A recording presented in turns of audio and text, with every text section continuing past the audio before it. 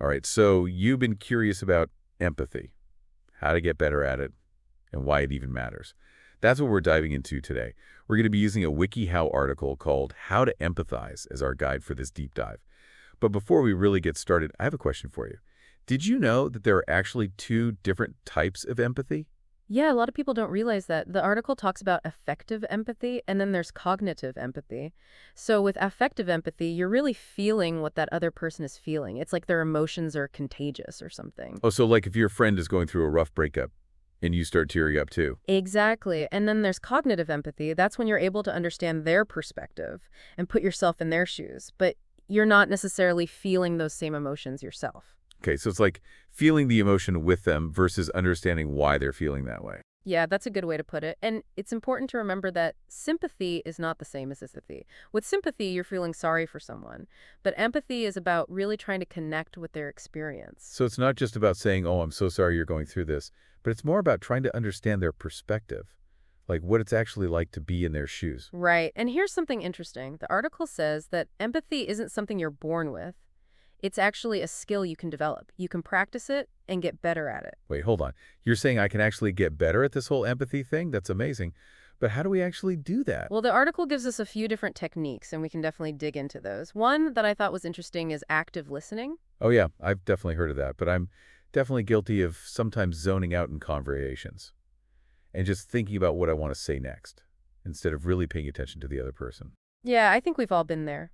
With active listening, it's about being present in the conversation, paying attention to not just the words they're saying, but their tone and body language as well. So like reading between the lines a bit. Exactly. It takes some practice, though. You have to consciously choose to focus on the other person and put aside your own thoughts and distractions. Yeah, because sometimes it's so easy to just jump in with your own story or try to offer solutions to their problems. Right. And even though that comes from a good place, sometimes it can actually make the other person feel unheard.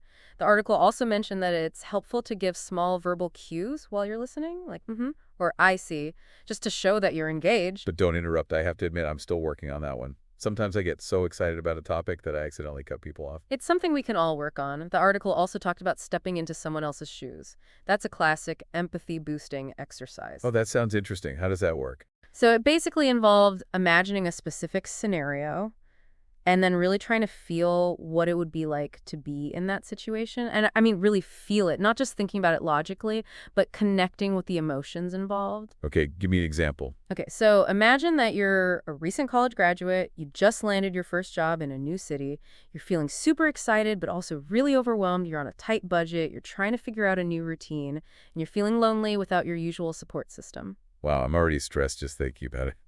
Yeah, it can be so overwhelming to leave everything, behind. Right. So by taking the time to really put yourself in that person's shoes, you're tapping into that cognitive empathy we talked about. I can see how that would be really powerful. It forces you to step outside of your own little bubble. Exactly. And that brings us to another point the article made, acknowledging and validating feelings. So it's not just about saying I'm sorry or trying to jump in with a solution. It's about really showing that you understand how they're feeling. You could say things like, that sounds really frustrating. Or it makes sense that you're feeling overwhelmed right now. So like you're reflecting their emotions back to them, showing them that you get it. That must be so reassuring for them to feel heard and understood like that. Absolutely. And it actually ties into the next technique the article talks about, curiosity and open-mindedness. I feel like we could all use a little more of that. Definitely. It's about questioning your own assumptions and biases. Oh, yeah. I'm definitely guilty of jumping to conclusions sometimes before I have all the information. We all do it. But by being more curious and open-minded, we can avoid those pitfalls. It encourages us to ask questions instead of assuming we already know the answers. And remember, it's not about agreeing with everyone. It's about trying to understand their perspective. That's a good point.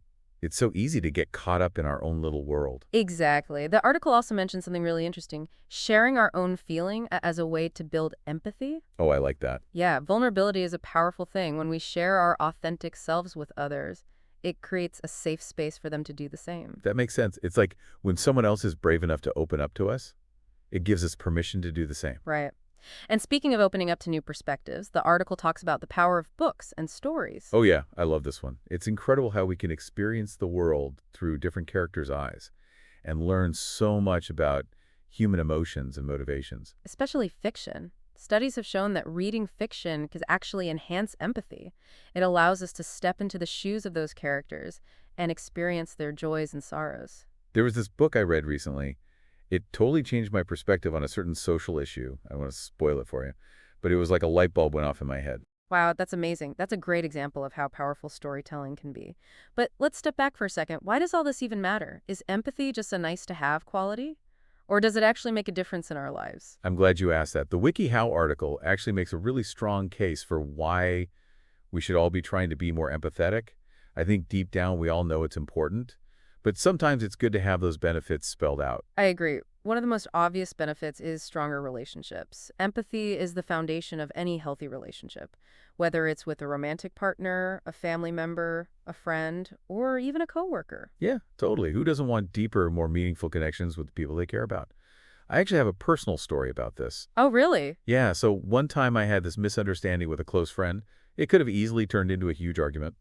But because I took the time to really listen to their perspective and acknowledge their feelings, we were able to talk it out and actually ended up strengthening our bond. That's a perfect example of how empathy can help us navigate those tricky situations. And it's not just about personal relationships either. The article also mentioned that empathy can lead to better decision-making. Oh, interesting. How so?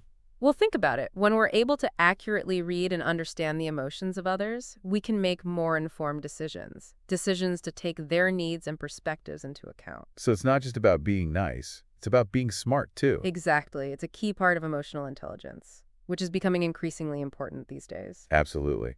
And then there's another benefit we haven't talked about yet. Reduced conflict. Oh, yeah. That's a big one.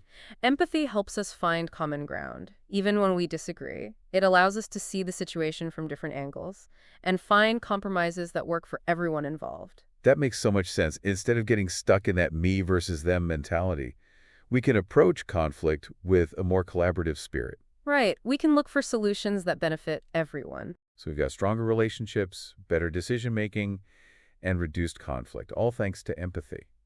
Is there anything else we should add to that list?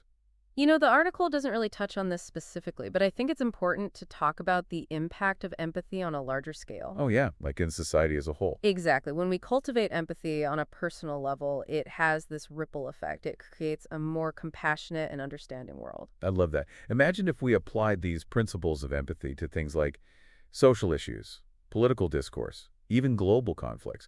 What if we really tried to understand the experiences and perspectives of those who are different from us? It's definitely a challenge, but it's essential. Cultivating empathy on a societal level requires us to move beyond our comfort zones, to engage with diverse perspectives, and to be willing to challenge our own biases. Yeah, instead of just reacting to headlines, we'd be engaging in deeper, more nuanced conversations. Exactly. We'd be trying to understand the root causes of conflict, the systemic issues that contribute to inequality, the lived experiences of those who are marginalized. Wow, that's powerful. And while it might not always lead to immediate solutions, cultivating empathy on a larger scale lays the groundwork for a more compassionate and effective approach to social change. It's like shifting our perspective from us versus them to we're all in this together. That's a great way to put it. And with that thought in mind, I think we've covered a lot of ground today. It feels like we've just scratched the surface here. Yeah, empathy is a huge topic, but hopefully this deep dive has given you a good starting point. For sure. We've talked about the different types of empathy, why it's important,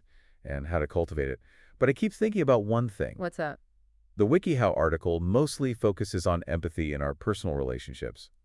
But what about empathy for, like, entire communities? Or even on a global scale? That's a really interesting question. It's definitely more challenging, but those same principles of empathy, active listening, perspective taking, understanding and validating emotions, they all apply in those larger contexts, too. So it's like taking those individual skills and applying them to bigger societal issues. But how would that actually work? Well, imagine applying those principles to political discussions. Instead of just dismissing opposing viewpoints, we could try to actively listen, to really understand where those beliefs are coming from. Even if we don't agree, we might find some common ground, or at least develop a better understanding of the issue. So it's about having more thoughtful and nuanced conversations. Right, and think about how this could apply to global conflicts. Instead of demonizing entire groups of people, we could try to understand the historical context, the cultural differences, and the individual experiences that have shaped their perspectives. It's about recognizing our shared humanity. Exactly, and while it might not solve those conflicts overnight, Cultivating empathy on a larger scale is so important. It helps us create a more peaceful and just world. It's like shifting from us versus them to we're all in this together. I love that. Well, I think that's a perfect note to end on. We've covered a lot of ground today. We have, but remember, this is just the beginning. Keep learning, keep challenging yourself, and keep practicing those empathy skills. Absolutely. If you're feeling inspired by this conversation, we'd love to hear from you. Share your thoughts on empathy, your personal experiences, or your ideas for building a more empathetic world. You can find us on social media. Let's keep the conversation going. Until next time, happy diving.